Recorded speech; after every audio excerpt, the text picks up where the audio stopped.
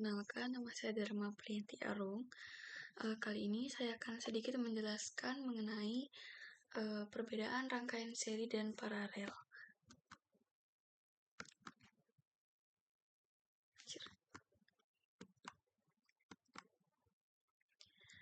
Rangkaian listrik adalah susunan beberapa komponen listrik yang dihubungkan sehingga arus listrik dapat mengalir. Komponen utamanya itu ada 4. Yang pertama sumber tegangan atau baterai, yang kedua penghantar, yang ketiga ada beban atau resistor, dan yang keempat ada saklar. Untuk pengertian rangkaian listrik seri, di mana komponen disusun berurutan dalam satu jalur. Arus listrik hanya memiliki satu jalan untuk mengalir.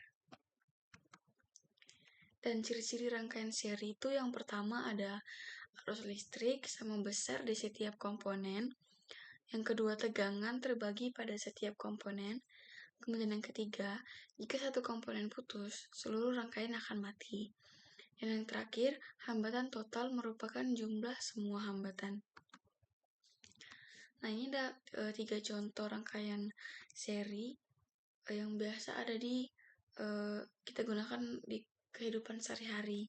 Itu yang pertama ada senter. Jadi senter ini baterai dan lampu disusun secara seri.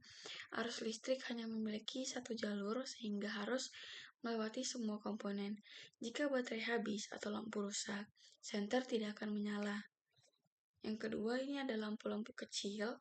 Biasanya disusun berurutan dalam satu rangkaian. Jika satu lampu putus, maka arus berhenti dan semuanya lampu lainnya akan ikut mati. Dan yang ketiga, ini ada baterai pada remote TV. Biasanya disusun seri untuk meningkatkan tegangan. Jika satu baterai tidak terpasang atau rusak, remote tidak akan berfungsi. Nah, di sini ada rumus rangkaian seri. Jadi kita bisa lihat di sini rumusnya. Yang pertama ini ada R. R itu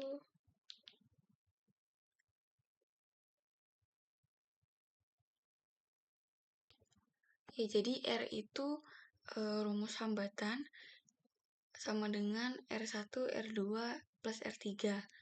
Kemudian untuk yang I ini atau arus listrik, dia I sama dengan V per RT, atau arus listrik sama dengan tegangan per hambatannya.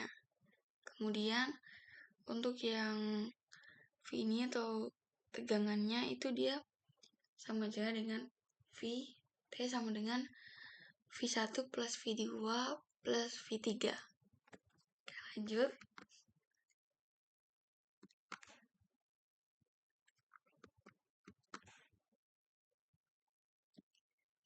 Nah, untuk rangkaian paralel adalah rangkaian di mana komponen disusun secara bercabang.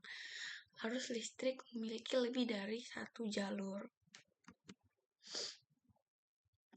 Nah, ciri-ciri rangkaian paralel itu yang pertama, tegangannya sama besar pada setiap cabang. Yang kedua, arus terbagi pada setiap cabang. Dan yang ketiga, jika satu komponen rusak, komponen lainnya tetap menyala. Yang keempat, hambatan total lebih kecil dari hambatan terkecil. Lanjut. Nah, contoh rangkaian paralel itu dalam kehidupan sehari-hari biasanya itu ada pada instalasi rumahan. Jadi di rumah lampu dan stop kontak dipasang secara paralel. Setiap peralatan mendapatkan tegangan yang sama. Jika satu lampu dimatikan atau rusak, lampu lain tetap menyala. Yang kedua ini ada lampu jalan. Lampu jalan biasanya disusun paralel agar ketika satu lampu mati, lampu lainnya tetap menyala sehingga penerangan jalannya tidak mengganggu, tidak terganggu. Kemudian ada di sistem kelistrikan kendaraan. Lampu mobil atau lampu motor, lampu depan sen lampu rem dirangkai paralel agar satu lampu rusak, lampu lainnya tetap berfungsi. Lanjut. Nah, ini untuk rumus rangkaian paralelnya. Ini kita bisa lihat di sini ya, teman-teman bisa dicatat aja. Nah, kemudian ini untuk gambaran rangkaian paralelnya.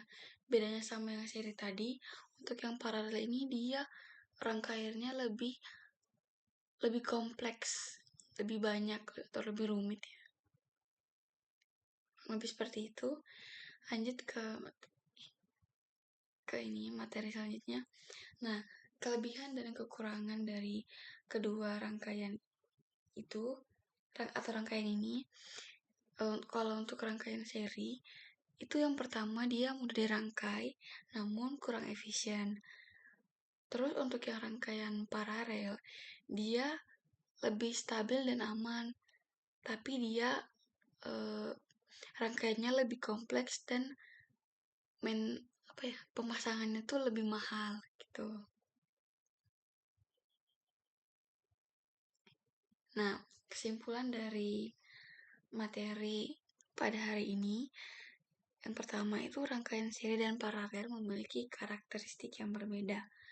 Kemudian yang kedua, rangkaian seri cocok dipakai untuk alat sederhana.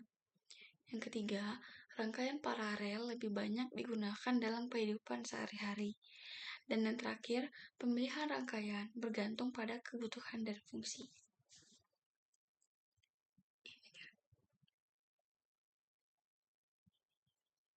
Ya, mungkin sekian dari saya. Terima kasih.